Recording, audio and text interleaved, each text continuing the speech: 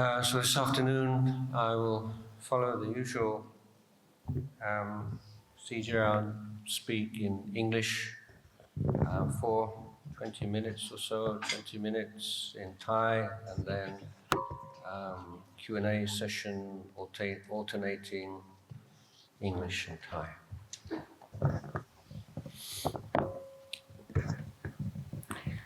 So,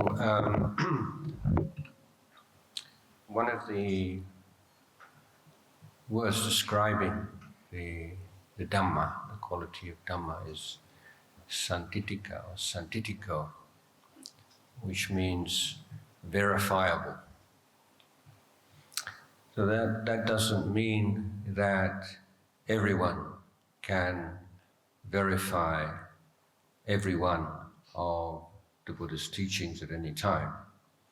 There are some teachings which are easily verified, and some teachings which are very profound, and only people who have reached a very high level of practice can prove. But the path begins and ends with the verification of the teachings, and taking the teachings, looking at them, examining them, and putting them to the test of experience is not considered disrespectful to the Buddha. On the contrary, the Buddha gave it the title of Patibati Puja, which means paying reverence, paying homage to the Dhamma by putting it to the test. In most religions and philosophies, you are given a number of propositions that are impossible to verify. And you have two choices: to either believe them or reject them. And that's it. But the unique feature of Buddha's teaching is that he makes statements about human nature. And therefore they are verifiable. So the Buddha's revolutionary teaching concerns our life. Why is life like this? And all the questions that human beings have been asking themselves throughout history. Why do good things happen to bad people? Why do bad things happen to good people? Is there any security and safety to be found in life? What's a good life? What's the best kind of life? And so on and so forth. Of course, the most popular ideas have always been of a god or gods who have power over human beings. And that idea leads to spiritual practices revolving around prayer, ceremony, sacrifice. But the Buddha taught that life is like this because we don't understand ourselves. We don't understand the world we live in. So it's not a matter of prayers, ceremony, sacrifice. It's a matter of seeking the truth of the human condition. And we understand the human tradition, the human condition, by a system of education, which he called the Eightfold Path, or which we often abbreviate to the threefold training or education of conduct, of the heart or the mind, and of wisdom.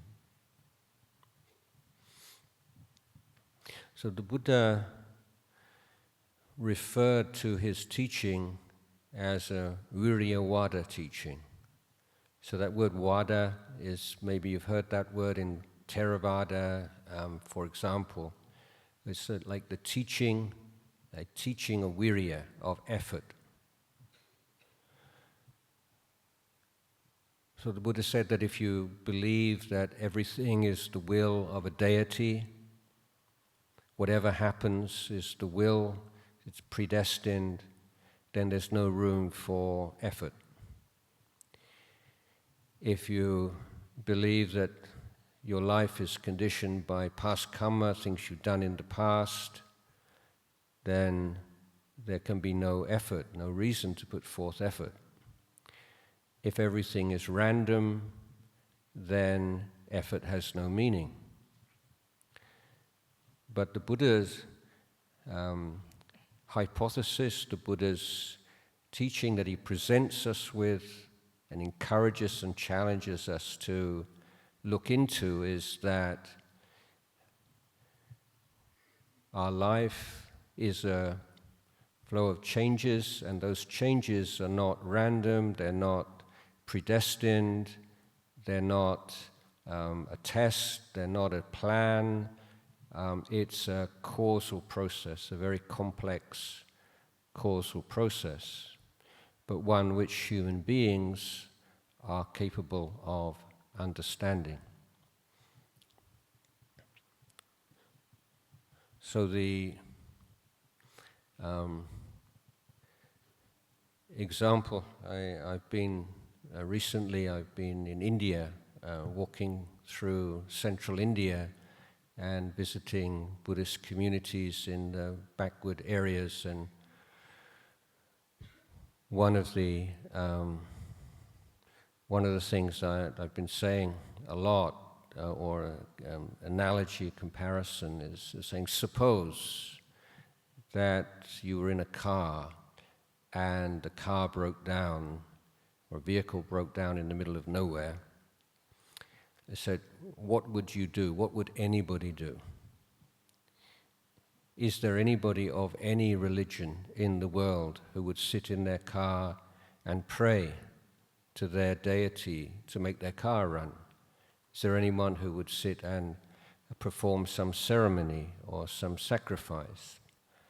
I said, no, whatever nationality, whatever culture, whatever religion, you would get out and look, what's the problem?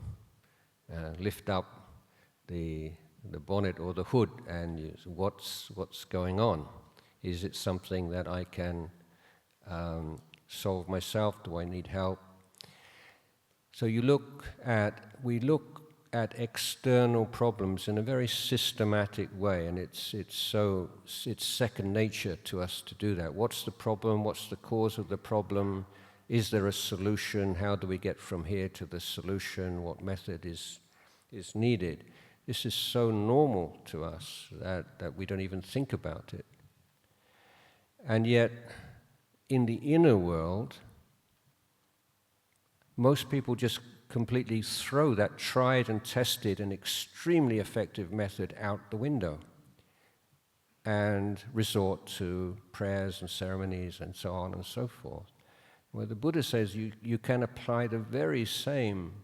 systematic approach to the inner world as you can to the outer world.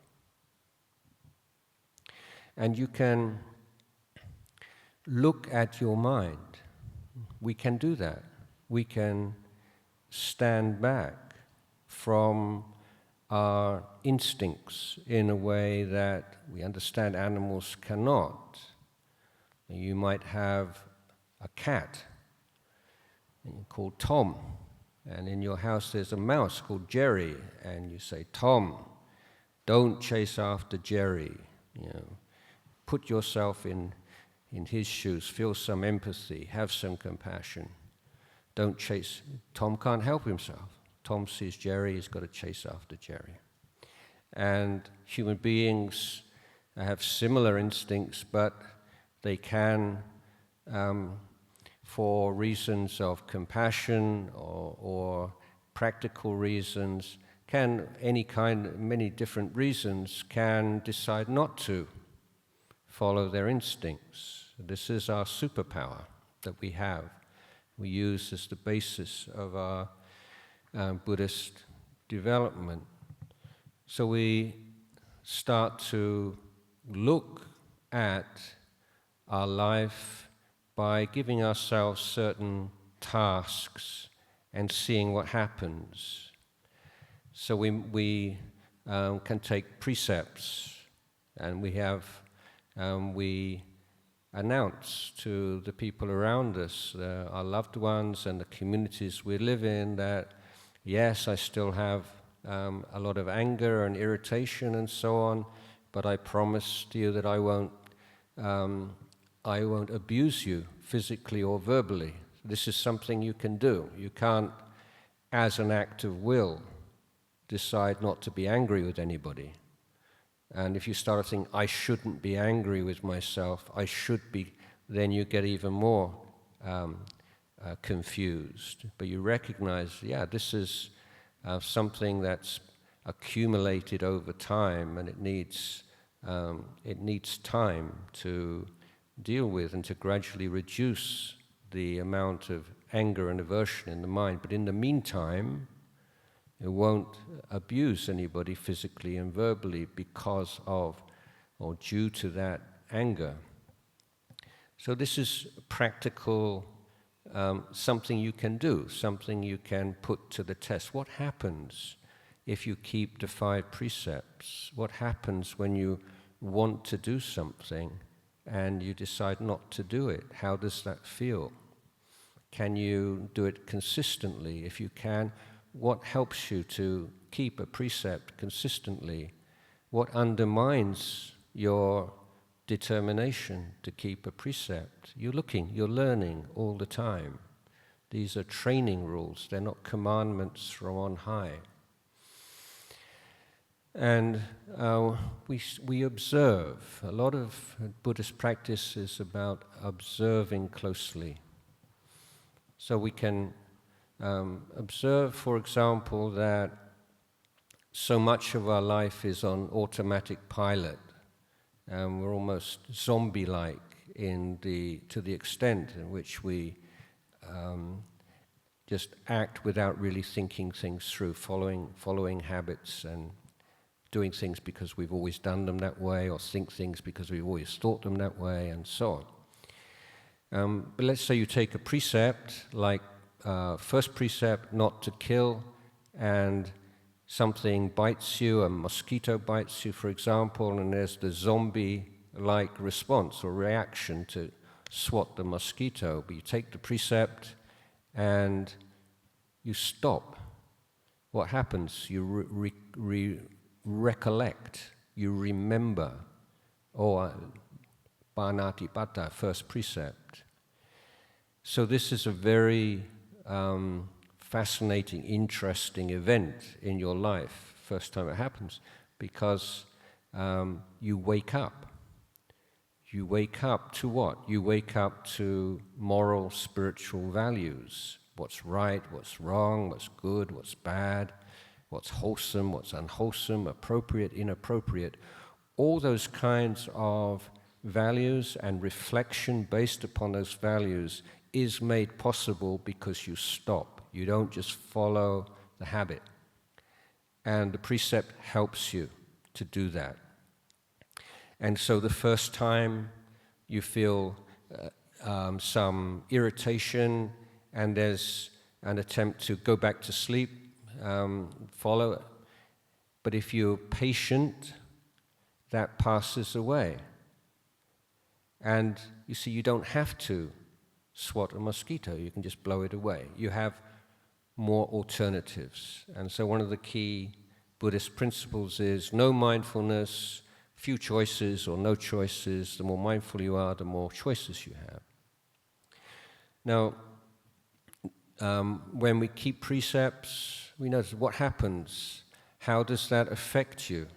How does it affect you psychologically, where you voluntarily take certain boundaries for your conduct and your speech and you are able to navigate your life within those boundaries, how does that feel? My experience, and I would say it gives rise to self-respect,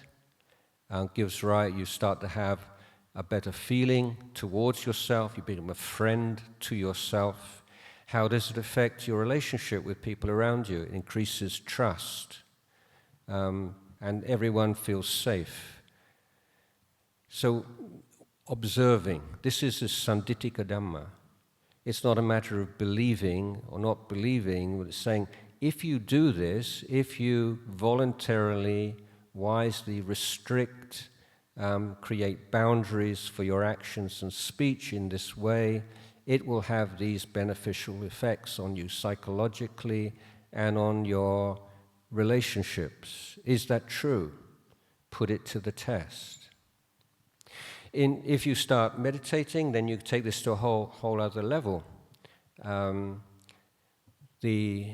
Let's say, for example, you are meditating on the breath,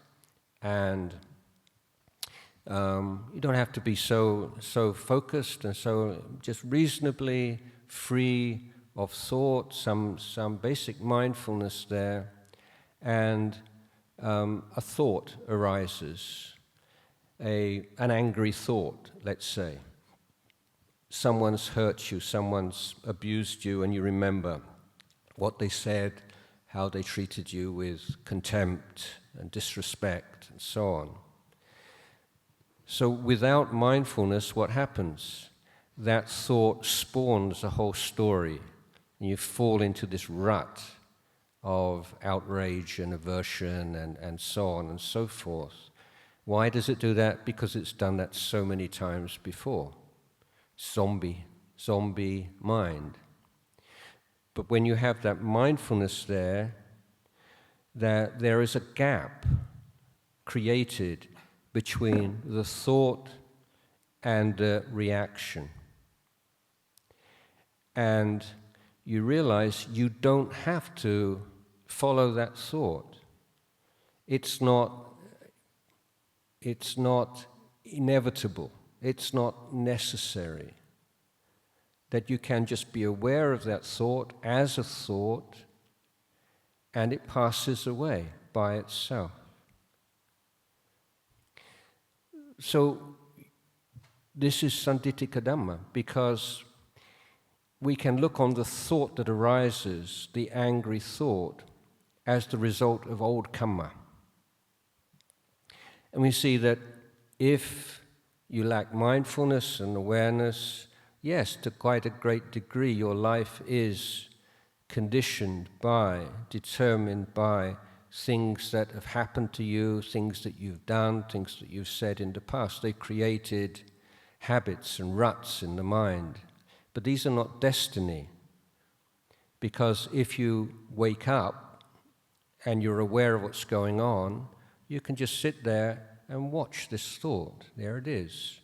You don't have to fight with it. You don't have to drive it out of your mind and say, I shouldn't have thoughts like that. Those are bad thoughts. No, it's just a thought. It's just part of nature. And it rises, and then it does what same thing that everything that arises does, the very same thing. It passes away. And then suddenly there is a vision of inner freedom. Yeah, you don't have to follow these things that arise in your mind. You don't have to identify with them. You don't have to make so much out of them. If something arises in your mind and it's wholesome and a good thing, oh, let me help that person, let me do that good thing, you recognize it as a thought, and then you can act upon it as is appropriate. But there's a freedom there. You're not compelled to do that. And this is how we verify the Dhamma, teachings of the Lord Buddha. So that my 20 minutes has gone, so I start in time.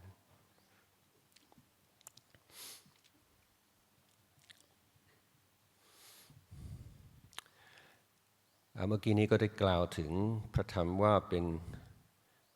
สิ่งที่ทุกคนสามารถพิสูจน์ได้ในระดับใดระดับหนึ่งไม่ใช่ว่าทุกข้อเพ บางข้อเราต้องฝึกทางด้านศีลสมาธิปัญญาจิตจะมีคุณสมบัติ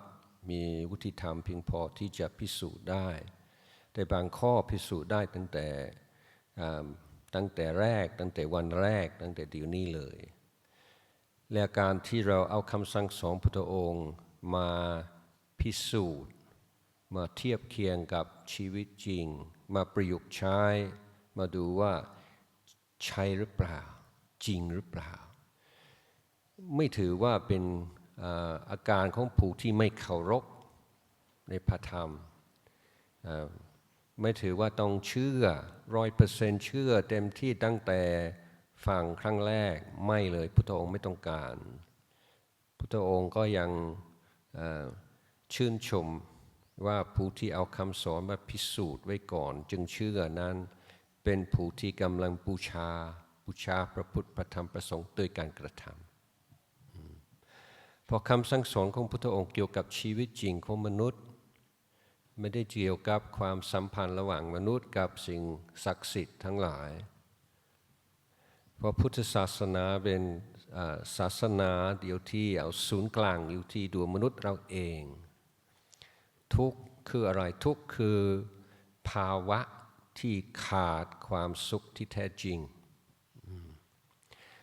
บางคนบอกว่าโอ้พุทธศาสนาสอนว่าชีวิตเป็นทุกข์ถ้าชีวิตเป็นทุกข์แล้วจะอยู่ทำไมโอ้ทำไมมองโลกในแง่ร้ายจังพุทธองค์ไม่เคยสอนว่าชีวิตเป็นทุกข์พุทธองค์สอนว่าชีวิตของผู้มีกิเลสมีทุกข์ชีวิตมีทุกข์เพราะกิเลสชีวิตพ้นทุกข์ได้โดยการละกิเลสกิเลสเป็นสิ่งที่ละได้เพราะอะไรเพราะไม่ใช่ของดังเดิมอยู่ในจิตใจของเราเป็นสิ่งที่จรเข้ามาตอนอาตมาอยู่วัดประพงษ์ใหม่ๆมีผู้มากราบหลวงปู่ชาท่านเขาก็บอกว่าโอ้หลวงพ่อครับผมมีความโกรธมากในจิตใจผมเต็มเลยมีแต่โกรธเต็มไปหมดเลยหลวงปู่ชาก็ถามว่าเอามาให้ดูหน่อยก็ว่าก็ทำไม่ได้เลยหลวงพ่อตอนนี้ผมไม่โกรธเอาถ้าความโกรธอยู่ในใจนี่มันน่าจะเอามาให้ดูได้สิเหมือนกับมีอะไรอยู่ในกระเป๋าเนี่ยเอามาหยิบออกมาให้ดูได้แต่คุณที่จริงแล้วสิ่งที่ทุกคนสังเกตได้แล้วว่าต้องมีเหตุมีปัจจัยมันจึงจะโกรธถ้ามีเหตุปัจจัยก็โกรธเหตุปัจจัยหายความโกรธก็หายไม่ใช่ว่าจะโกรธตามความต้องการโกรธเพราะมีเหตุปัจจัยให้โกรธไม่โกรธเพราะเหตุปัจจัยให้ไม่โกรธนี่เราสังเกตอยู่ตรงนี้กิเลสนี่มันไม่มีหรอกที่มันอยู่ในใจเราตลอดเวลาและความทุกข์ซึ่งเป็นผลของกิเลสก็เช่นเดียวกันอย่างเช่นผู้ที่บอกว่าซึมเศร้าเป็นเดือนเลยมาว่าซึมเศร้าเนี่ยทุกลมหายใจไหมตั้งแต่ตื่นตอนเช้าจนหลับตอนกลางคืน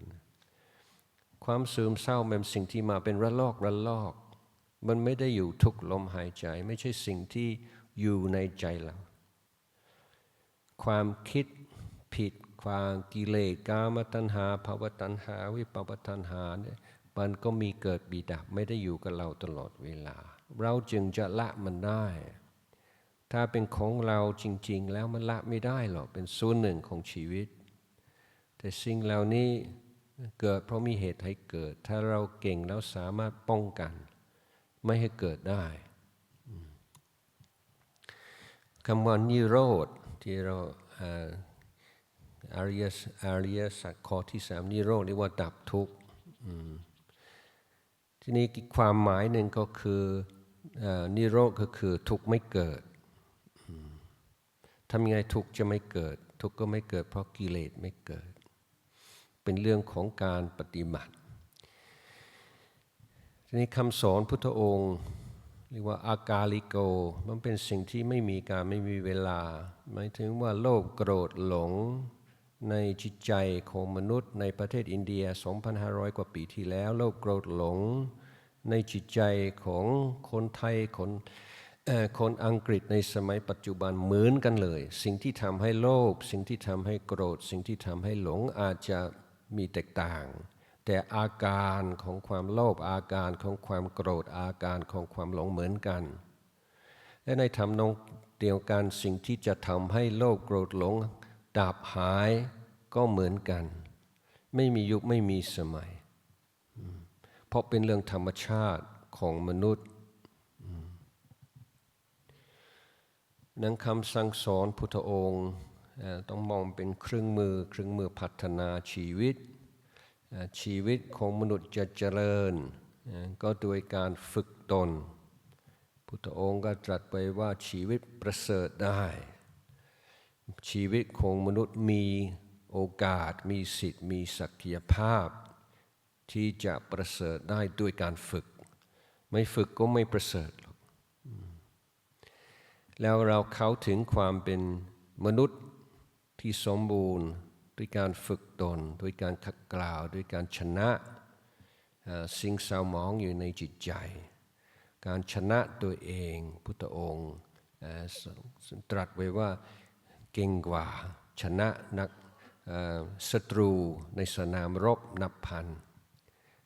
ชนะจิตใจมันยากกว่าแต่มันมีประโยชน์มากกว่าเยอะทีนี้เราดูจิตใจของตัวเองในปัจจุบันมีไม่ในอดีตสิ่งที่ไม่ดีไม่งามนิสัยบางอย่างที่ไม่เข้าท่าไม่เรียบร้อยน่าละอายแต่ทุกวันนี้อ่อนลงไปเยอะน้อยไปเยอะถ้าเป็นเช่นนั้นแล้วเราก็ได้พิสูจน์เป็นสันติติโกว่าสิ่งนั้นไม่ใช่ของตายตัวแน่นอนที่จะต้องอยู่ในชีวิตของเราตลอดไปและสิ่งที่ควรถามตัวเองต่อก็คือว่าถ้าเราทำให้สิ่งไม่ดีนั้นหายไปได้แล้วสิ่งอื่นๆที่ไม่ดีล่ะสิ่งนั้นเราทำได้สิ่งนี้เราก็ทำได้เหมือนกันทีนี้ในชีวิตปัจจุบันมีบางสิ่งบางอย่างที่รู้สึกว่าดีเราภูมิใจว่าทุกวันนี้มันดีกว่าเยอะดีกว่าแต่ก่อนเยอะภาคภูมิใจปลาบปลื้มกับผลงานตัวเองในบางเรื่องแล้วอย่างน้อยดีกว่าแต่ก่อนก็เป็นการพิสูจน์ใช่ไหมว่าเราสามารถทำสิ่งที่ดีงามที่ไม่เคยมีในตัวเราในอดีตให้ปรากฏในปัจจุบันได้แต่เราคิดต่อพิจารณาต่อว่าถ้าเราทำสิ่งความดีข้อนี้ได้แล้วความดีอื่นๆล่ะทำไมมันทำไม่ได้มันต้องทำได้เหมือนกันนั้นในชีวิตเราชีวิตของผู้ครองเรือนเราต้องให้ความสำคัญกับโลกทั้งด้านนอกด้านในพร้อมกันถ้าเอาแต่ด้านนอกอย่างเดียวความสุขก็เกิดขึ้นได้ยากเพราะถึงจะเกิดบ้างมันก็เปราะบางเกิดความสุขเมื่อไหร่ถ้าไม่รู้จักดูแลจิตใจกิเลสเกิดขึ้นเมื่อไหร่ความสุขหายไปแต่เราต้องฉลาดในเรื่องทุกข์ฉลาดในเรื่องสุขสุขเกิดอย่างไรทุกข์เกิดอย่างไรสุขดับยังไงทุกข์ดับอย่างทุกอย่างเนี่ยแล้วต้องสนใจศึกษาแล้วดูทุกสิ่งทุกอย่างในชีวิตนี่ต้องสังเกตต้องเรียนรู้ถือว่าเป็นประสบการณ์อย่างเช่นเรื่องการสรรเสริญการนินทาไม่มีใครที่ไหนที่จะพ้นจากโลกธรรมอย่างนี้ได้แม้แต่พระพุทธองค์เองก็มีผู้รังเกียจมีผู้โจมตีมีผู้ปองร้ายพระอรหันต์ทุกรูปไม่ว่าพระสารีบุตรพระมหาโมคคัลลาพระอานนท์โดนทั้งนั้นเราก็จึงถามตัวเองว่าถ้าพระบริสุทธิ์ผุดผ่องถึงขนาดนี้ยังมีคนรังเกียจยังมีคนปองร้ายนับประสาอะไรกับเราจะไปเก่งกว่าท่านได้อย่างไร ทีนี้เรามาดูความสัมพันธ์ระหว่างสรรเสริญกับนินทาหรือความสุขที่ได้จากการสรรเสริญ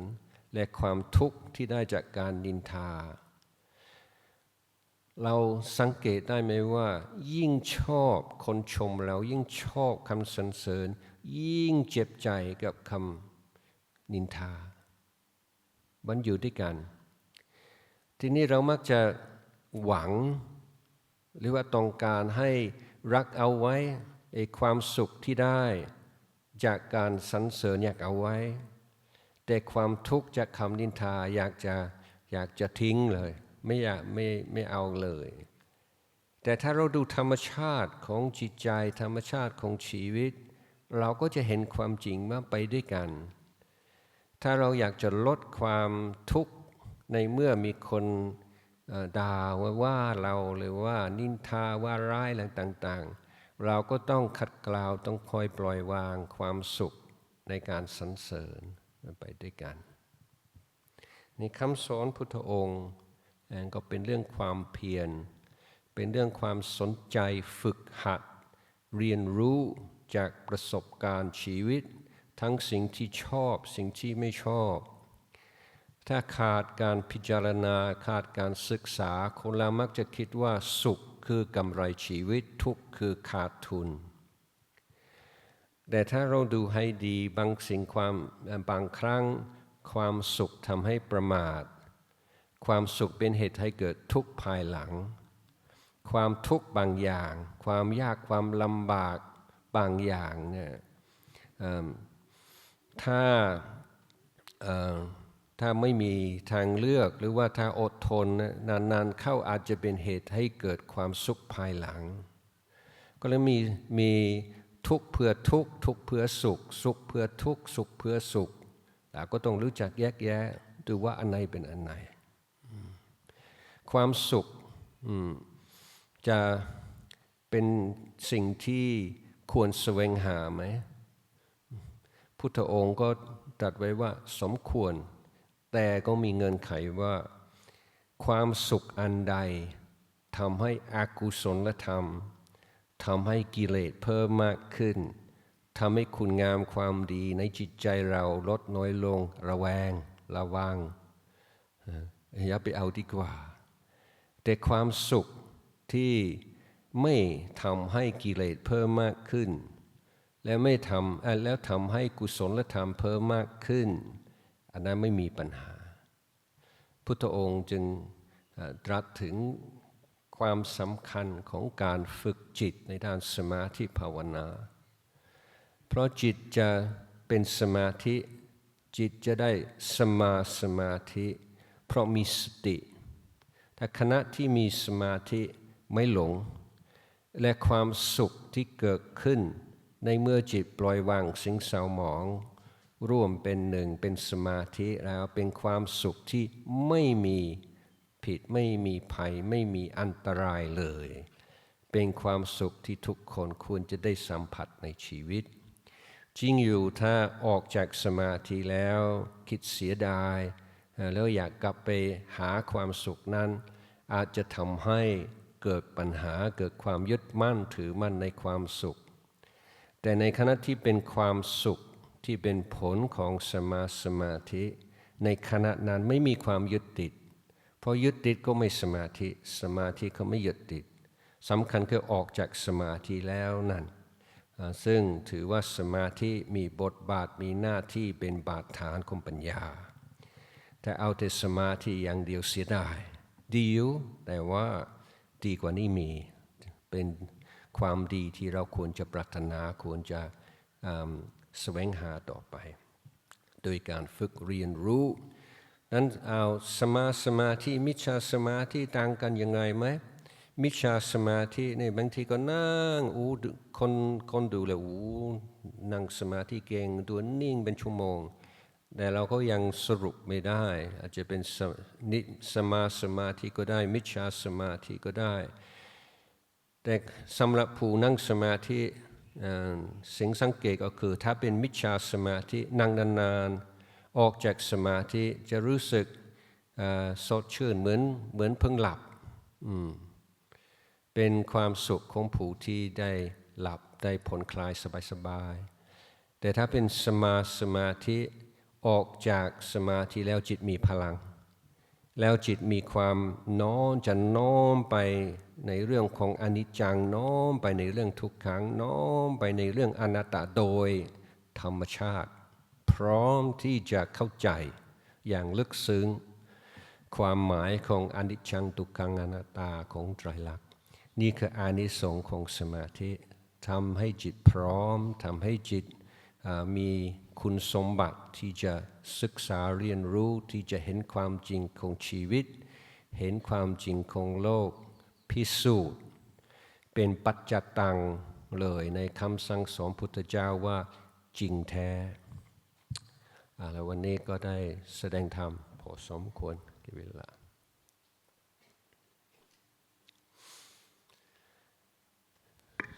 So now we have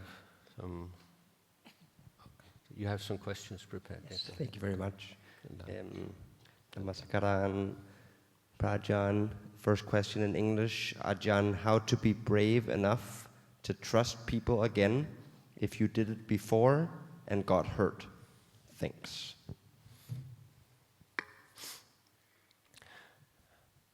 Well, there's a question whether or not the hesitation or reluctance to trust someone again is cowardice and a lack of bravery or good sense. And I think, I'm talking about learning from experience. And so there have to be certain boundaries. And I'm saying why sila is so important. Sila provides the basis for trust. So if someone wants you to trust them and they're people keep the precepts, then I think that's a reasonable basis to take a risk. But it's always a risk. You can never be sure beforehand. But if you're keeping precepts and that person's keeping precepts, then the negative consequences will be mild if things don't work out. But when people don't have those commitment to those moral standards, then I think it's fair enough to be somewhat hesitant, particularly if someone has betrayed you in the past or has let you down in the past. Then I think it makes sense to be a little bit cautious. But when you characterize it as a matter of bravery and cowardice, then you're already sort of tilting the scales and you're looking at it in a particular way. So that may be an aspect or something to bear in mind, but there are other things to take into account. And you have to also give yourself that, when you've been hurt, it won't go away as an act of will. You can't just pretend something like that doesn't happen if it's someone who you trusted a lot and then they've let you down. It's like a wound that you have that takes some time to heal. So be patient with that also.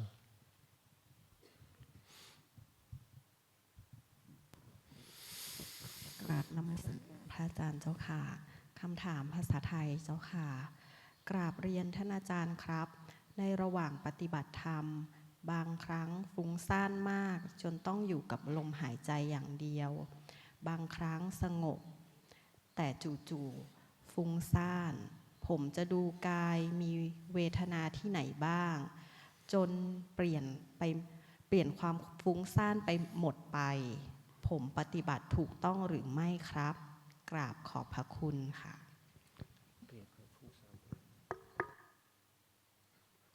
ต้นเปลี่ยนความฟุ้งซ่านเป็นอะไรนะ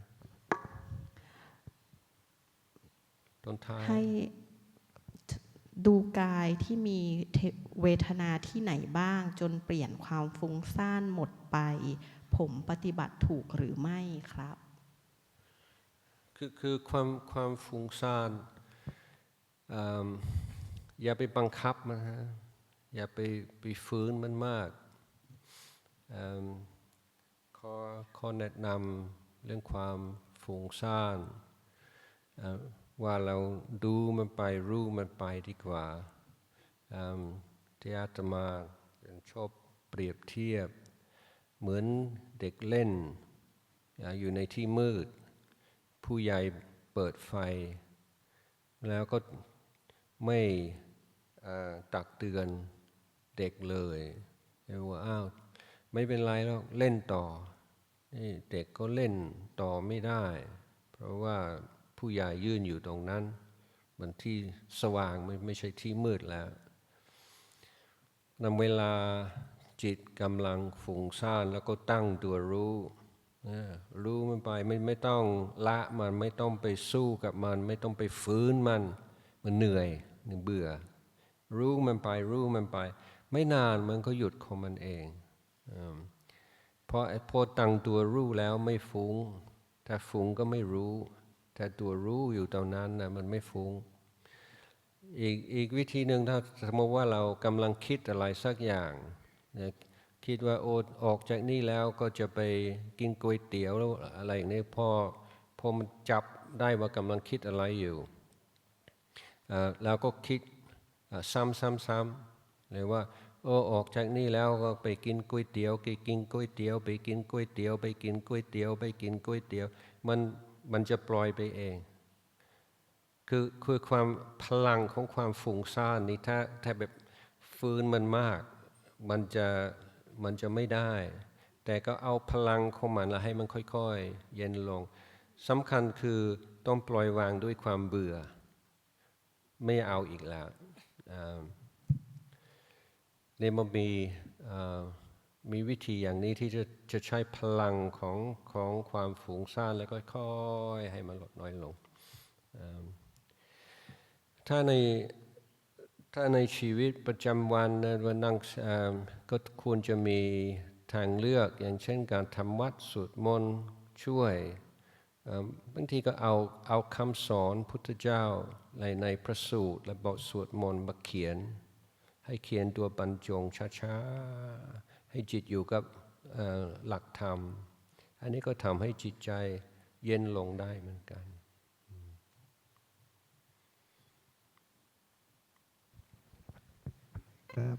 Namaskar, Prajahn. The second English question. Please explain the meaning of defilement. Defilement. Yeah, we don't really have a good word in English. I don't like the word defilement, but it's it's the word that's most commonly used. I think the reason, one of the So defilement is a translation of the Pali word kilesa, and the idea is of something which is pure, which is sullied. So that which sullies something which discolors or distorts or harms and damages the mind. So you have to have that concept of something which is naturally pure and is something which is sullied or affected in a negative way by something that comes into the mind, but that's something which can also be cleansed of those toxic or negative elements, which we call defilements. So I think generally when you use the word defiled, it's kind of like a one-off kind of thing, I don't think, at least in my way I use the word, something is defiled, it can't become undefiled. It's like once it's defiled, that's it. But the kilesa is not like that. So defilements can arise and they can wax and wane, and if you practice the Buddha's teachings correctly and consistently enough, they can be eliminated altogether. So we're looking at mental events, mental states, and categorizing them as wholesome or unwholesome, kusala or akusala, punya and papa, all these different terms tie into the Buddhist understanding that the mental states that create suffering are all gathered together under this term defilement. These are things that arise in the mind and are a cause of dukkha or suffering. And then you have positive mental states or kusala mental states which can be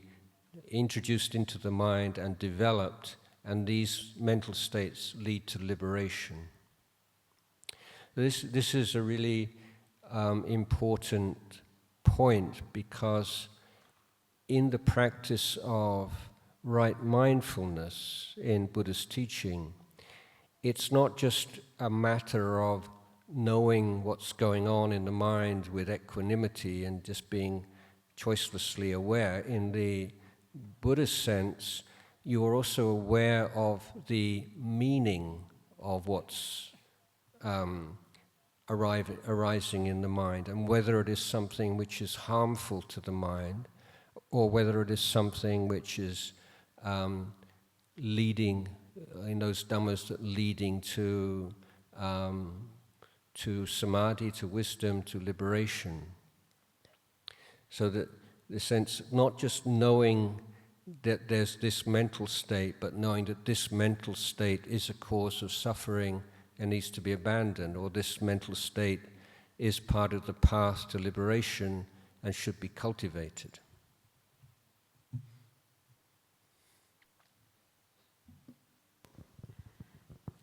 คำถามภาษาไทยเจ้าค่ะกราบนมัสการท่านอาจารย์ในศตวรรษหน้าท่านอาจารย์คิดว่าทักษะที่พ่อแม่ควรปลูกฝังให้บุตรหลานมีคือทักษะอะไรและมีแนวทางในการปลูกฝังให้เกิดทักษะนั้นอย่างไรค่ะและตอนนี้ท่านอาจารย์อ่านหนังสืออะไรอยู่เจ้าคะผู้ฟังไม่ค่อยชัด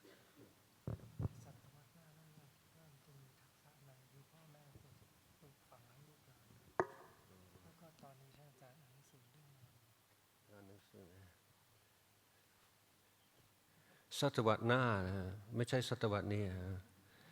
ศตวรรษหน้าอาตมาคงตายก่อนไหมศตวรรษนี้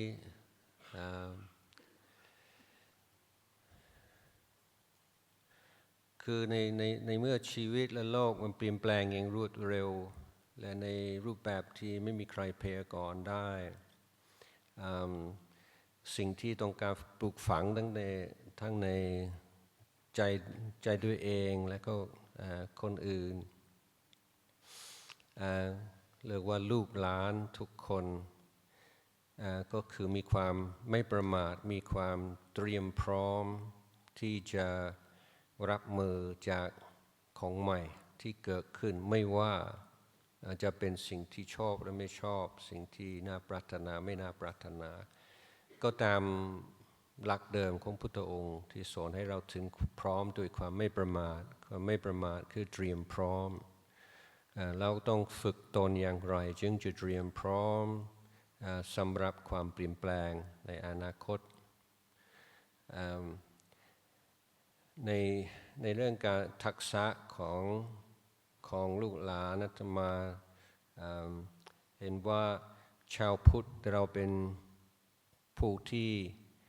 แก้ปัญหาเก่งเราเป็นคนชอบแก้ปัญหาเชื่อมั่นในศักยภาพในความสามารถแก้ปัญหาแต่เมื่อมีสิ่งท้าทายเราก็มาก็พูดกับลูกกับหลานอย่างนี้ว่าเนี่ยเราเป็นครอบครัวพุทธนะครอบครัวพุทธไม่กลัวลำบากครอบครัวพุทธชอบการท้าทายชอบชาวพุทธเราอดทนชาวพุทธเราแก้ปัญหาเก่งเราจะปัญหานี้เราจะแก้ยังไงดี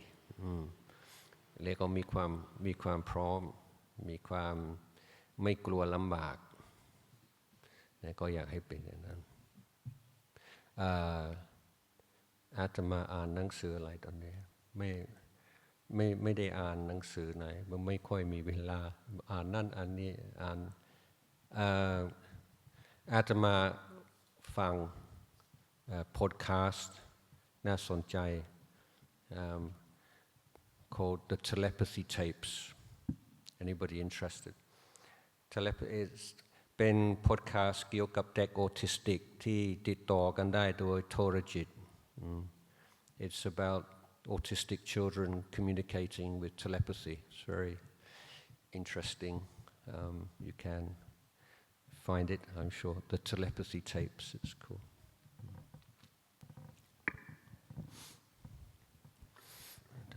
Namaskar, Prajan. The third question in English. I'm curious to learn about Buddhist views on the different realms of existence. Yes. Well, I don't think I've got time to go into that side of Buddhism. I'll suggest a couple of resources. One, there's a monk in my tradition who's a Canadian monk called Ajahn Punadammo, and he's given a series of talks which you can watch on YouTube, which goes through quite clearly,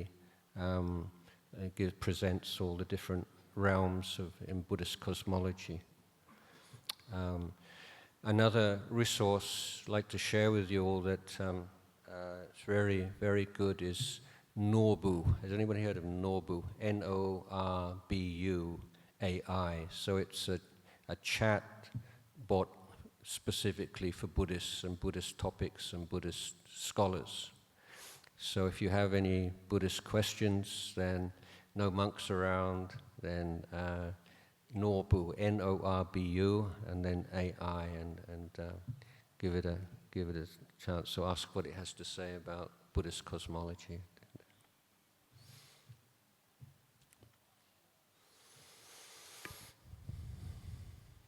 So the last English question. I dream almost every day. I was wondering if dreams are connected to the mind or karma. Or what, sorry? Karma. It depends what time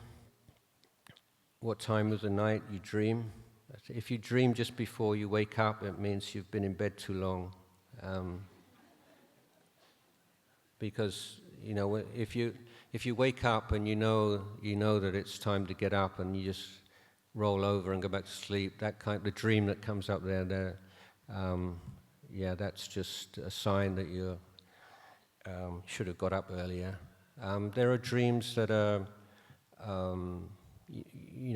as we're aware of things we've repressed and suppressed in the day, and they come up during the night. Sometimes there are beings of other realms can come into the mind during devas, for instance, and have visions. Not so common, but it can happen. And the Buddha is talking about this. You know, the Buddha always covers the whole spectrum from like things. Wow, really? You know, like devas, and then, but he says also dreams can come from indigestion. Just so be careful what you eat before you go to bed.